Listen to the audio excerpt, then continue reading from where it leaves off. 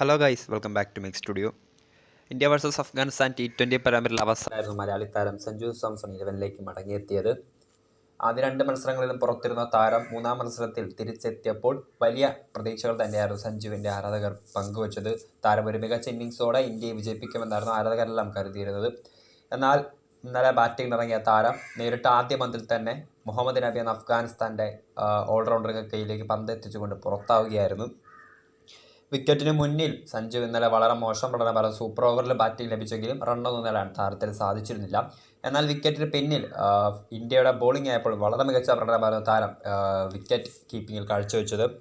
2 റണ്ണൗട്ടുകളായിരുന്നു, 2 stumping ആയിരുന്നു താരം ഇന്നലെ തൻ്റെ പേര് 13ാം ഓവറിൽ വാഷിംഗ്ടൺ സുന്ദർ എന്നൊരു പന്തിൽ ഇബ്രാഹിം സദറാണ് അഫ്ഗാനിസ്ഥാൻ്റെ നായകനെ അഫ്ഗാനിസ്ഥാന് വേണ്ടി വളരെ മികച്ച ഫോമിൽ കളിച്ചുകൊണ്ടിരുന്ന അർദ്ധ സെഞ്ചുറി കുറിച്ച അവരുടെ നായകനെ വളരെ മികച്ച ഒരു സ്റ്റെമ്പിങ്ങിലൂടെ സഞ്ജു ഇന്നലെ പുറത്താവും നമ്മൾ കണ്ട കാര്യം തന്നെയാണ്.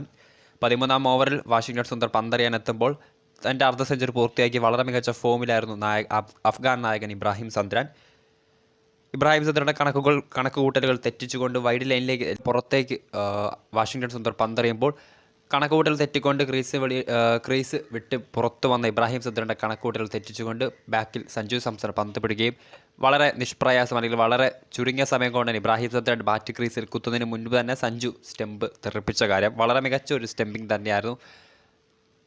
അതോടൊപ്പം തന്നെ നമുക്കറിയാം 18ാം ഓവറിൽ കരീം ജനത്ത് എന്ന അവരുടെ രണ്ടാം T20 മത്സരത്തിൽ വളരെ മികച്ച പ്രകടനം നടത്തിയ കരീം ജനത്തിനെ ഒരു സഡൻലി റണ്ണൗട്ടിലുള്ള പുറത്താക്കാനും മലയാളി താരത്തിന് സാധിച്ചു. വിരാട് കോഹ്ലി എറിഞ്ഞൊരു ത്രോയിൽ നിന്ന് പെട്ടെന്നായിരുന്നു സഞ്ജുവിൻ്റെ ആ ഒരു മികച്ച സ്റ്റെമ്പിംഗ്.